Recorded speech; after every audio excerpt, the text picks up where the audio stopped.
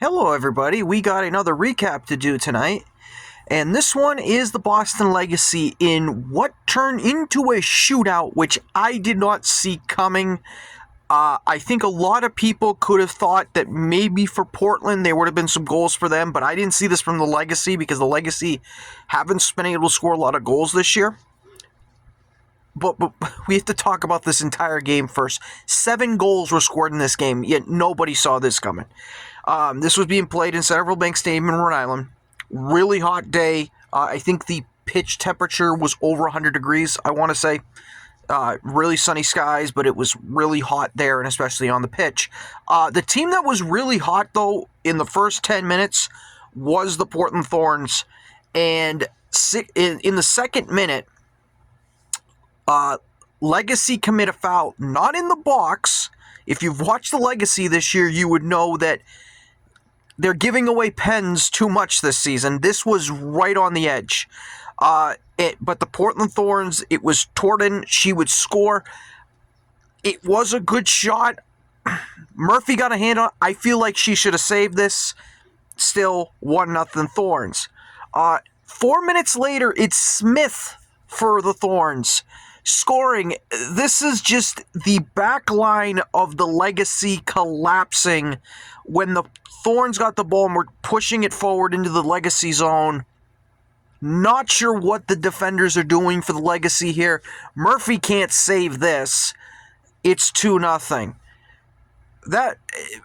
And then it gets worse for the Legacy. 10th minute. Oh boy. This was a turnover that the Legacy made from themselves.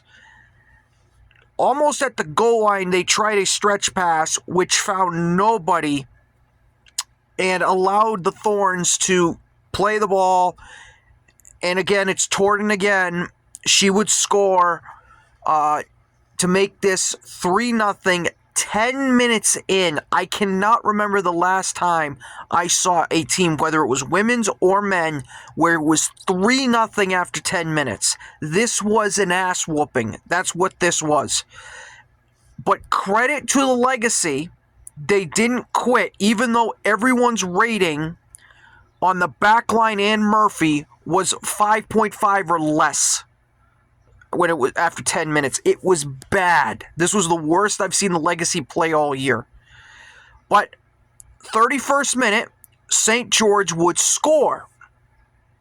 So literally about 20 minutes later, Legacy get on the board, and it's good passing where they catch the Thorns, I think, a little bit, I wouldn't say out of shape, but a little off balance, because the Legacy were going for a pass to the far, almost to the goal line, and I didn't think the Legacy, or excuse me, I didn't think the Thorns thought that that was going to create a goal. They probably thought it was going out for a goal kick. George gets on the end of it. She's able to shoot it off the keeper and in, basically. I think it was going in regardless, but it went off the keeper. So it's 3-1. And I'm thinking, okay, game on. If Legacy can somehow get a second goal here and be down 1 going into halftime, all of a sudden this is a brand new game. Unfortunately, in the 37th minute, the Thorns goalkeeper would get an assist. And I think one up what Murphy did. Well, actually, I won't say it. Murphy's assist last week at Denver was still more impressive than this. But the goal that Torden scored to get her to get her hat trick 37 minutes into the game, only playing 37 minutes in a hat trick, very impressive by her. And when she got it, she chipped the keeper. She chipped Murphy to make this a 4-1 game. And I'm thinking, okay, I think this game's done. I thought this game was done. The Thorns said, there's your consolation goal. We're now going to put this away. 5 minutes later, Cano scores for the Legacy, and the center back with a long shot from distance, reminding me of Clay Holstead with his time with Rhode Island FC in the same building, fires a frozen rope into the bottom left corner to make this a 4-2 game. All of a sudden now, you're thinking if the Legacy can generate some offense and get a quick goal in the second half, all of a sudden we got a finish for this. Now, when we hit the second half, Legacy did make some changes. They made some attacking changes, obviously, because they're like, we've already conceded 4 goals. Let's go out there and try to put some pressure on the Thorns. Now, in the 57th minute, a goal didn't happen, but this is something that I have not seen called in a while. So the ball's going out of play for a Legacy throw-in. The Thorns coach kicked the ball away. The ref caught that. That's a red. And so there was a red card put on the Thorns coach. If you're a Legacy fan, you were hoping that was going to be on a Thorn player, but no, it's on the coach, so it doesn't affect the 11v11. Legacy were trying, though. This entire second half, they dominated the Thorns. You could make the argument, after 10 minutes of this game, the final 80, the Legacy controlled. But the problem was, Thorns goalkeeper, who made a save in this game, let me get her name, Arnold. She made a save in this. She made the assist in this game. She made 3 big saves here in the second half, where you could argue if one of those had gone in, you were going to talk about a photo finish to the end, basically. But it didn't happen. Legacy would score, though. Gutierrez, who came off the bench, didn't start, would score in the 82nd minute to make this a 4-3 game. Again, if they had scored earlier, this would have been the tying goal, and you would have seen the Thorns really sweating. I think they were sweating a little bit because the Legacy were pushing. They were pushing in the second half. They just couldn't get that 4th goal. But this is the second time that the Legacy, in their existence, has produced 3 goals in a game because their offense had been struggling. The offense wasn't an issue in this game. The defense wasn't, especially that first 10 minutes, not starting on time and being complete and utterly dominated by this Thorns team, which is a really good staple when it comes to the NWSL.